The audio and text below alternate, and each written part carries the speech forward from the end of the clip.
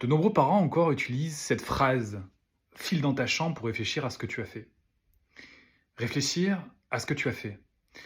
Généralement, cette phrase énigmatique, puisqu'en fait, elle dépend de la vision de l'adulte et de son jugement, va créer une sorte de pression chez l'enfant. Déjà, l'enfant qui va être isolé va ressentir des émotions désagréables, de l'humiliation, du rejet, donc il va se retrouver seul avec ses émotions, par exemple dans sa chambre, chambre qui est censée être un lieu où on dort, où on s'amuse. Et arrivé dans sa chambre, seul, il va essayer de comprendre cette énigme, réfléchir à ce que j'ai fait. Qu'est-ce que cela veut dire?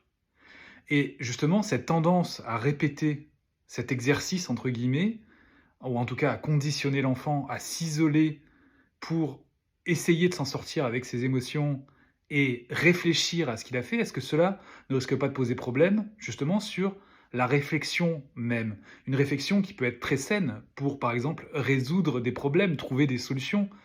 Mais là, l'enfant ne sait pas d'où vient le problème.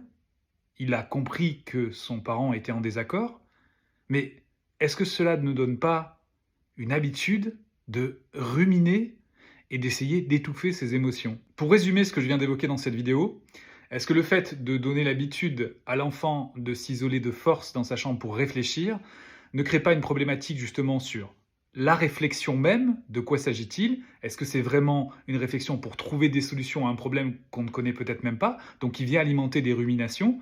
Et est-ce que le fait d'être habitué à partir d'une pièce quand on est en désaccord avec quelqu'un et de partir dans la confusion parce qu'on n'a pas bien compris non plus ce qui s'est passé, est-ce que cela n'est pas une habitude de prise de refouler ce qu'on ressent, de se soumettre à une autorité qui détient la vérité et justement de ne pas demander de l'aide lorsqu'on ne comprend pas? Et enfin, la chambre, qui est censée être un lieu de sécurité, serait associée à de l'insécurité.